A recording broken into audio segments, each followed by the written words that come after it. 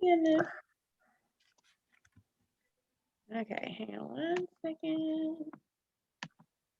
Thank you for starting the record, Ms. Sweeney. Okay, now can everybody see them? Guys, what are you doing? Okay, so this is a link to the PDF so that you can review our minutes from last year. Thank you, Kelly. Do I have a motion to accept these minutes as written? I motion to approve the minutes. Thank you. Do I have a second? I'll second. Thank you. All right, there's a motion on the floor to approve the minutes as written. All in favor? Aye. Aye. Board members, I'm thinking we have all ayes there. And any Aye. opposed? Aye. All right, so moved. The minutes have been approved as written. Thank you, Amy. All right, so I know we're kind of in this virtual format. It's a little different than usual. So I just want to go through some quick introductions. We, on our exec board this year, we have me as president. We have Misty Clack, who can do a little wave for us. Amy Amaro, who you've heard from this morning, is our secretary, and Paul Namiski is our treasurer. And our board of directors, we've got a nice, awesome group this year. Really excited. We've got a great team. Veronica Allen, Courtney Clemens, who is on this morning, Christine Duffy, Tanya Fleming will be joining us in a little bit. Lauren Hall, Craig Johnson, y'all feel free to wave. I'm saying your name. Rob Kelton, Katie Mayfield, Madehi, Amanda, and Samantha. We also have a rock solid advisory board. We have Carla Bell, who I saw log in just a little bit ago, Anna Burton, Joan Bicel, Shannara Hawkins, John Hodges, Carla Proctor, and Harry Stern. Also wanted to give a special thank you to our advisory board members whose terms have ended.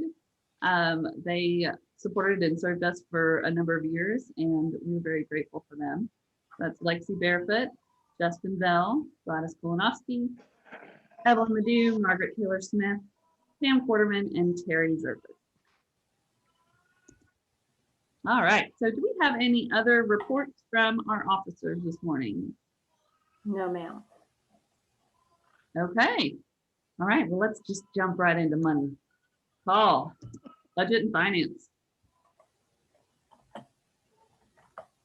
And I'm Sharon on here, so I think I have everything you sent to me. So Good. can you guys hear me? Mhm. All right, so from a summary standpoint, 2020 revenue was supported by the completion of the conference in February. So we are about as lucky as you can get when it comes to 2020 activities. Literally, we got in right under the wire there. I think it was, about a month later that the whole country shut down. Chances are we were all probably infected at that point. So anyway, that's the good news. Bad news is 2021 is probably going to see a significant drop to the revenue, certainly impacted by the cancellation of the in-person conference that we would have this year. That's our main revenue driver, and we're trying to be conservative in estimating about a 50% revenue cut. I don't believe there's any way we decided not to push it out, and there's really no way we're gonna have in-person by then. So I think that's probably a prudent forecast for the year. The budget reflects this. As much as a lot of our revenue comes from the conference, so does a lot of our expense. So taking out the in-person conference really reduces the expense cost dramatically. So that's that is a saving grace of this situation that we're in. We're going to have to work through next year. Hopefully by the end of next year, most of this is in the rearview mirror, so we can get into 2022 and look forward from there. The other piece of good news is the balance sheet is very healthy because of the fact that, again, we are are not spending as much money, we were able to preserve a lot of the capital for the organization. So that's the good news, and we should be able to weather 21 pretty well, or 2021 pretty well because of it. This is a summary similar to what I showed last year versus 2019. Operating fund right now sits at about $75,000. So there's ample revenue or ample funds to do whatever we need to between now and the end of the year. The scholarship fund has about $24,000 in it. So our total assets are around 169,000, which versus last year is a surplus of $13,000. So that again is the good news in all of this.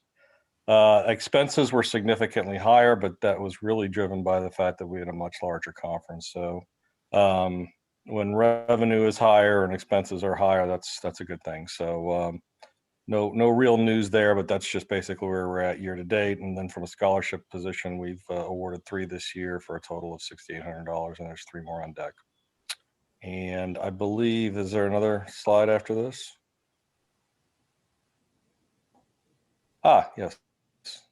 So we, as an organization, decided that we wanted to help the national organization by donating $10,000, which, because of our success last year at the conference, we have the money to do so, and plus our operating costs are down for the year. So we made the decision to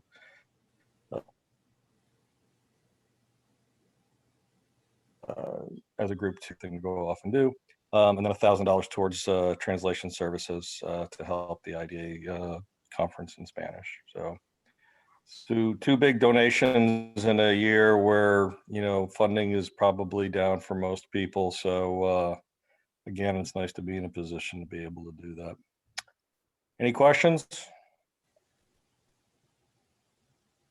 All right, I will pass the ball back then. All right, thank you so much, Paul. All right, we are going to move on to our development committee. And I have Kendra Johnson in here to update us on a very successful North Texas Giving Day. All right, good morning, everyone. First, I want to give thanks to Lauren. She was unable to join the call this morning. And to Carla Bell. We all 3 worked together this year for North Texas Giving Day. And so I want to give a big thanks to them for all their efforts to help us reach our goal. So those who wasn't able to keep up with North Texas Giving Day on September the 17th, we were able to raise $10,673. We received our $1,000 matching fund from NESI. We did individual fundraising pages, was a great success, a great social media presence. And from that, we was able to raise $3,146. All the proceeds are going to our scholarship fund. We're still waiting for company matches to come in so we can get those totals. We haven't received the prize from North Giving Day, so we're still waiting to receive that information. Once we receive that, we can update that information that will be in the Google Docs. So we are looking for a 2020-21 success. We're hoping to raise the goal up to about 15,000. So we did a great job this year. So we're looking forward to kicking off a new year for 2021. Awesome, thank you. It really was a very successful event and y'all were a great team. All right, moving right along. We are gonna go to conference, but before we start on our new conference coming up in February, I want to just think back to what we did for this year, 2020. As Paul said, we came in just in the nick of time, got it all done. We had 4 great speakers, very good feedback on them. We had a record-breaking 429 attendees, which is a 33% increase over 2019. And 2019 had been an increase over the year before. So we have had a very steady increase on that. Another reason why we're sad to switch away from in person, but we'll take what we can. We also had a 48% increase in profit. And I know that a lot of that is in thanks to Misty Clack leading us as conference chair. Thank you, thank you. And I look forward to seeing how we adjust for this year. So I'm going to turn it over to Misty. Me. Oh, so this year we're going to have a virtual platform. So we're very excited. We are going to be able to offer a full 8 hours or 8 CEUs for you. So that's a lot of you guys. Hopefully, we'll be able to fill any missing hours that you'll need for your certifications. Very excited. The platform we're going to be using, we're piggybacking off of Nationals. So it's going to be very similar to the way Nationals conference is formatted. So it'll be something that you're already familiar with and is very user friendly. So the great thing about the virtual platform is you will have 1 week to view all of the presentations. We will have a few live and we will have the rest will be recorded. And so that will allow you to fit in the CEU hours for your schedule. So we're very excited about that. I'm going to pass off our speaker summary to Vadehi. Look for you there. Hi, everybody. Good morning. So we actually have a really nice lineup of speakers. We have Fumiko Hoft, who's going to be our keynote speaker this year. And her title, her talk is going to be about the neuroscience of anxiety and social and emotional and mental health and reading and learning disorders, which is great. So Fumiko she's the director of a brain imaging research center at the University of Connecticut. She's also the director of learning and engineering and neural systems and in the University of Connecticut. So she's really, she's going to really bring sort of the neuroscience part of this conference together. So we're really excited to have her. After Fumiko, we have 5 other speakers. We have Elizabeth Hamblett. She is, I'm just gonna go to my notes. Okay, she is, she's been a learning disability specialist at the college level for about 2 decades now. In addition, she's also working at the university and she's a nationally requested speaker. So we're really, again, very, very excited to have her. Her title is about college accommodations and why they change and what is commonly available in terms of information. We also have Beth Brown. She is currently, she's local and she's currently, where she works at the Wiley ISD as a junior high school counselor. And her title is Identifying What Lies Beneath. She's going to talk a little bit about self-awareness and how that's one of our, sort of greatest social emotional skill and how human emotions can sort of drive our behaviors and thoughts that can impact sort of success level in life.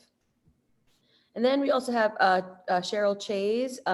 She is she's a licensed clinical psychologist in private practice currently, and she is in Ohio. She also specializes in assessment and treatment of conditions impacting children, adolescents, and adults, including ADHD and other learning and learning disorders.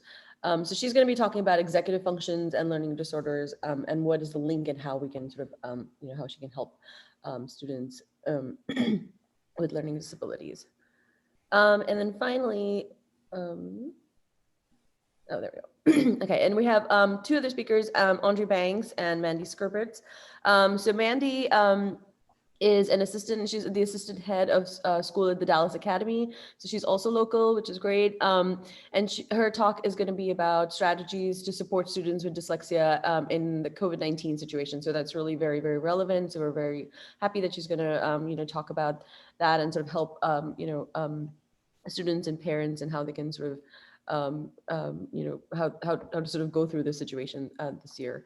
And then finally, we have Andre Banks, and he's going to be talking about, his title is I am not biased, implicit bias, and what every evaluator needs to know. Andre Banks is he's received a master's degree in special education from the University of North Texas, and he currently works as an independent behavioral consultant. So we're very excited to have him as well. So we have 5 really good speakers and 1 a keynote speaker. So we have a really good lineup.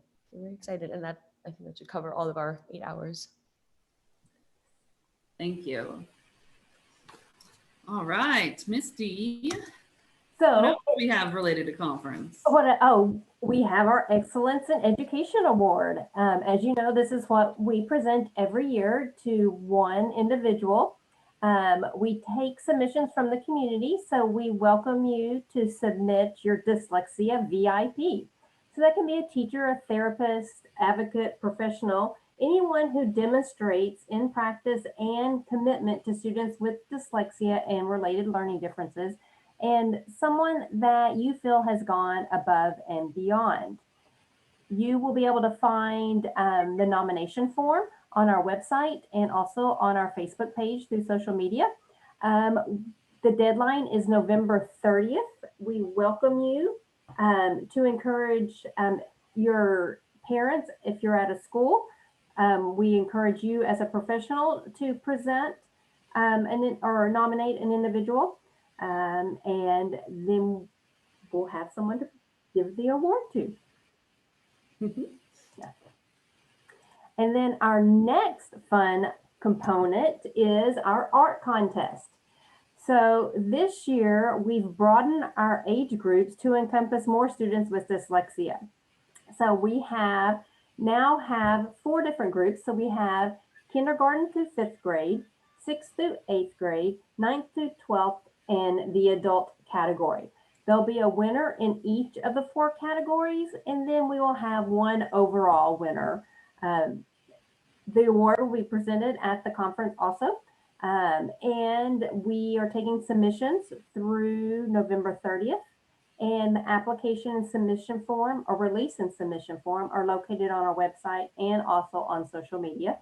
If you have any questions, you're welcome for either award. You're welcome to email us and we will help you out. Thank you, Misty. Is there, Amy, while we're moving on, is there a way that you could attach the EIE document and art contest document into the chat, just so it's easily accessible for everyone? They're both available on our website. That's probably the easiest way to get to them. If she cannot, if she is tied up with the minutes, I'll do it. Well, you've also got you get to tell us about membership next. So Oh, well. I was asking. But thank you. But there we go. All right. Was there anything else you'd like to share about conference, or do we have any questions about conference?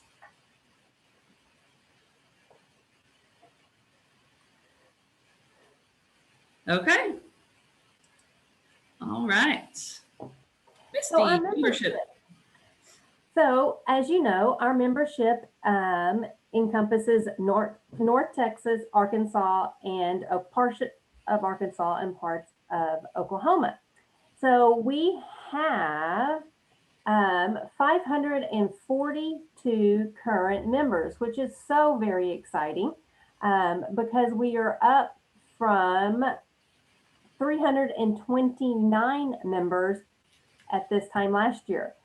So yay, thank you to everybody.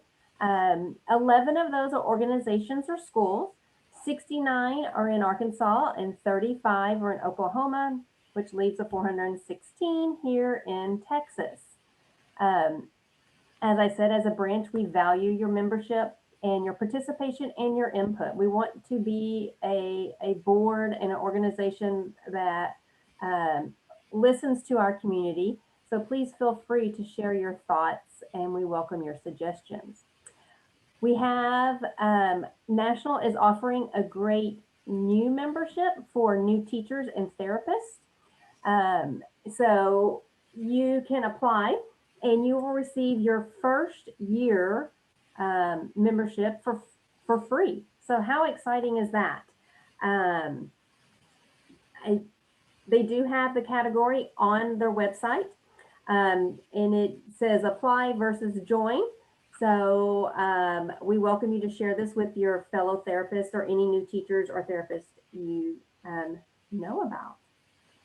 And then another exciting thing that Home Office is doing. So the week of November 22nd through 28th, they are hosting a membership appreciation. So if you are a member, you'll automatically be entered into daily giveaways for those 7 days. They'll include membership perks, swag bags, books, gift certificates. So we're kind of looking forward to this. This is a new adventure that they're offering. And who doesn't love appreciation, right? If you're not a member, you can join at dyslexiaida.org/membership. And you can join for as little as $50.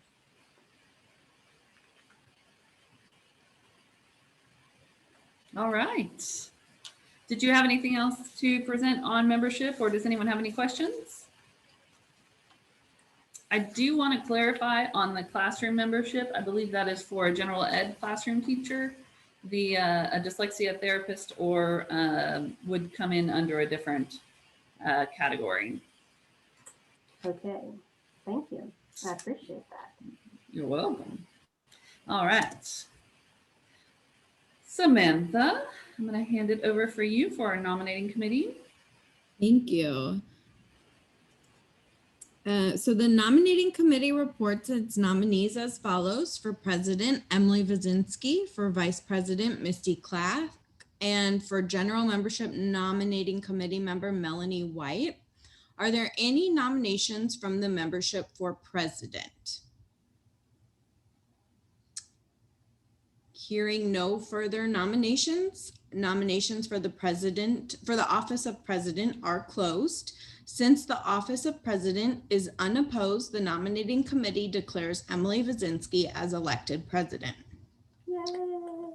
Are there any nominations from the membership for vice president? Hearing no further nominations, nominations for the office of vice president are closed. Since the office of vice president is unopposed, the nominating committee declares Misty Clack as elected vice president. Yay. Are there any nominations from the membership for general membership nominating committee member?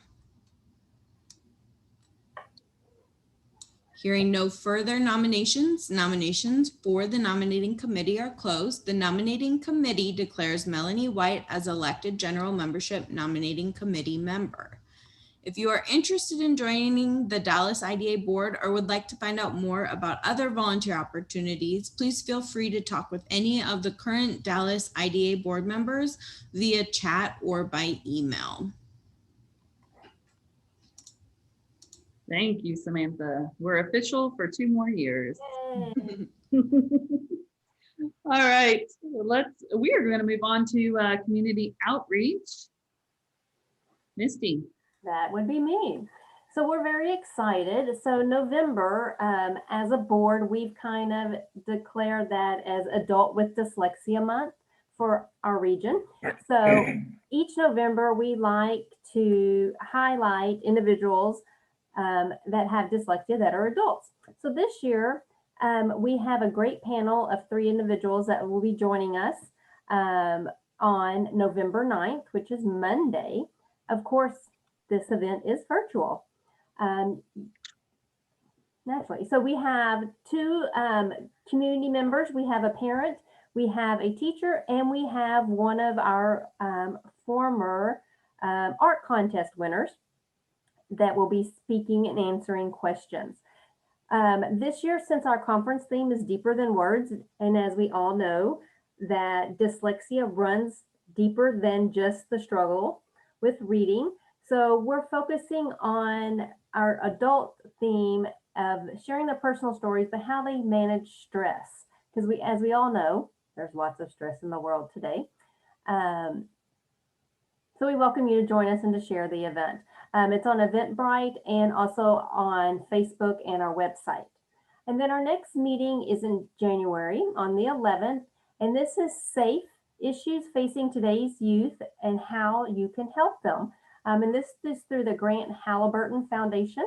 And it'll also, again, be virtual. And we welcome you to join us. The Eventbrite link will open for registration 1 month ahead of time. So that'll be the 1st of December that you'll be looking for that in the emails and on social media. Okay, there's always a good lineup for DIG. Mhm. Okay, Courtney, I'll let you share about scholarships. Right. Oops. Emily, do I need to move the slide? No, I've got it for you. Okay. Okay, so just a quick update on scholarships. So when we met last year, we had given the, just the way our annual meeting comes, it's kind of a bit tricky, so I always have to explain it in my head first. We had just given our fall 18 and spring 19 scholarships. So this year we're kind of updating on our fall 19, spring 20 scholarships, if that makes sense. So in that time frame, we gave 3 scholarships for a total of 6,840. So we had 3 students there. And then we just now received, again, closing scholarship deadline application was October 31st. So we just received 3 new applications for scholarships that we will be evaluating this month and making a determination on. So since we began scholarships in 2009, we have given 55 scholarships total, have been awarded at an amount of $65,580. So very exciting that we're kind of just continuously increasing every year, reaching more students. One thing with our scholarships is we're trying very hard to be very intentional when we look at our scholarship applications and the applicants. We really want to think about how we can ensure that we are able to help support them throughout their entire remediation process, rather than just, a few sessions or a few months of remediation. So again, just being very mindful of making sure we're staying in contact with recipients and things like that, and seeing how better else we can support them in helping them through their entire remediation process. And again, if you want information on the scholarships, either ways to give towards the scholarship fund, or if you want to share the information, somebody, a teacher, therapist, family, someone that knows of someone in need, all that information is also on our website. With the next deadline will be obviously in the spring. Thank you, Courtney. And fortunately, we do have the records for what awards were given since 2009. I know that the scholarship fund has been awarding scholarships prior to that date, but that's as far back as we could calculate it. So it's been many a year that we've awarded that. All right, started by Joan Bicel, who will be our next speaker, talking about the assets.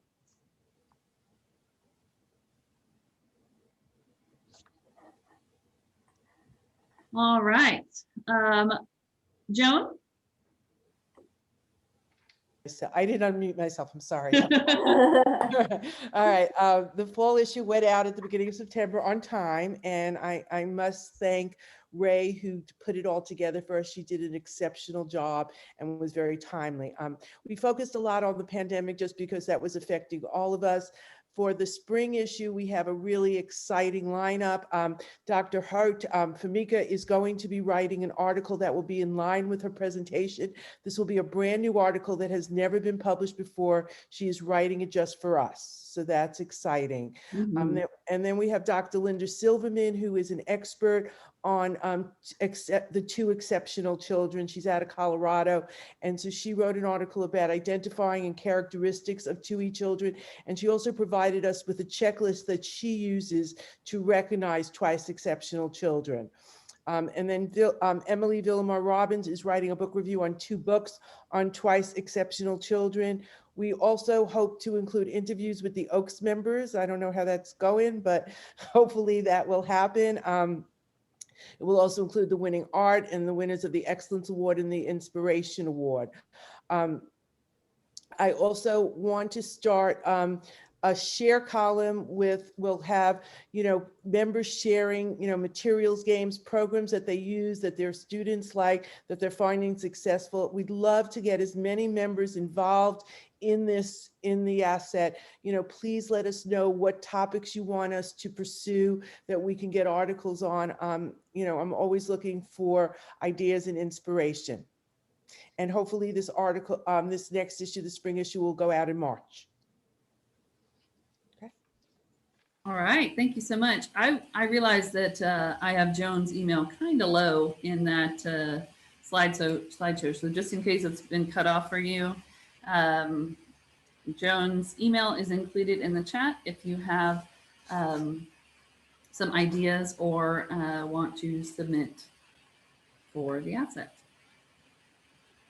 Amy, y'all were very busy in October. Tell us about it. Yes. So we formed our Dyslexia Awareness Committee, and we really tried to focus on how are we going to spread this Dyslexia Awareness Month since we cannot meet in person. We're known for our annual simulation where we meet at a school building. We invite the community to come in and we walk them through the simulation of what it's like to experience dyslexic and their comorbidities that are associated with it. But as we know, that's a very hands-on experience. And so as of now, we had to picture something that was not going to be quite so hands-on. So we divided it up over the month, and the first week we focused on supporting the national move for Go Red. And so we encouraged people to post pictures of them wearing their red to encourage Dyslexia Awareness Month. Our board wore red during our board meeting month. Oh my gosh, during our monthly board meeting. After that, we kind of turned the Go Red into an acronym for Read Every Day. And so we encouraged everyone to read. We posted different books that were related to dyslexic students and characters and authors. We also had different board members read some of their favorite books, just a little snippet to kind of share some new stories that maybe others haven't heard before. And then finally, we had our MyCal showing where we showed Mike Jones' new 20-minute documentary, which is extremely powerful if you have not had the opportunity to do that. If you're unfamiliar with Mike Jones, he is the creator of Nessie, which comes from Britain. And it is an online program to help support reading and math for students with dyslexia. We've been partners with Nessie for a long time. And so, like I said, it's very powerful. It's 20 minutes.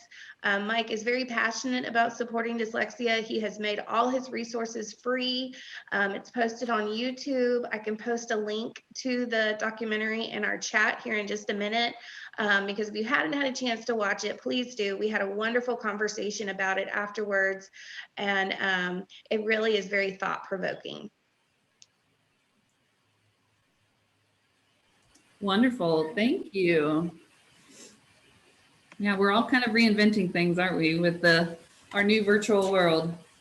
Oh, and you know what? I will share in the link what we shared for the viewing. So it has a link to both our website and also to the movie. So that feel free to share that with your coworkers, with your community, families, all of that. So I'll post that in the chat right now.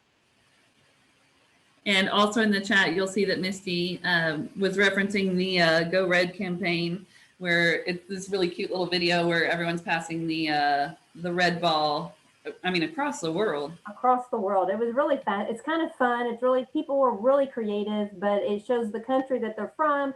So you can see how this Go Red for Dyslexia has spread awareness around the world. Absolutely. All right, so before COVID, we did have a chance to do some presentations and simulations at some of our local ISDs. So I wanted to let y'all know, it was interesting doing this slide because This time last year, I remember I had trouble fitting them on the slide. I think we did 12 or 15, if not more.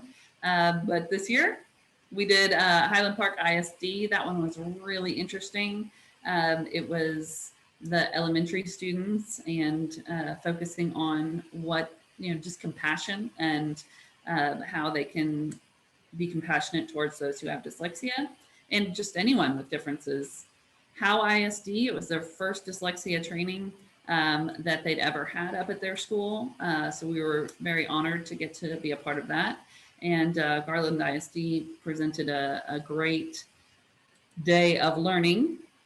And we were there as a table to share all our news. All right, so A little bit more about what the presentations were. Sorry. which one? I'm sorry. For the Highland Park ISD. Oh, for the little kids. Mm-hmm. It was so we had Harry and Katie and I, feels like forever ago, and we met with, I believe it was 2nd, 3rd, and 4th grade. Katie and Harry, and correct me if I'm wrong. And we did a very brief presentation, just 5 minutes, about what dyslexia is. We talked about some people who have dyslexia and some people that they know that might, and things like that. And then we talked them through, or we went through a simulation, one of the simulations from the dyslexia simulation that North California put out, the branch. And it was really neat. It was really cool. And I mean, I think we had eight classes go through there in a very short amount of time. It was a very high energy morning. That's cool. But I'm glad they did it. I think it's cool. And didn't we provide a short video for the K through 2nd grade or K and 1st grade to watch about dyslexia? I think like a Nessie video or something. Mm-hmm. Because the kindergarten 1st grade are kind of hard, I think, to help to make them experience dyslexia. Right. Right. So we took the video route with them. That's true. Cool. All right. We also, one of our big things that we do at this meeting every year is honor our Orton Oaks. And so even though we're not doing our traditional honoring of it, I did want to go ahead and provide a list of our Orton Oaks, those who have been members of the IDA for such a long time and helped us to really establish a very strong foundation. And I look forward to being one in the future. And did we have any old business that we needed to cover? Or is there any new business that anyone would like to discuss? All right. Well, I just wanted to take a moment to say thank you for the members that we have, and we appreciate your support, and we thank you for the opportunity that we have to support our community.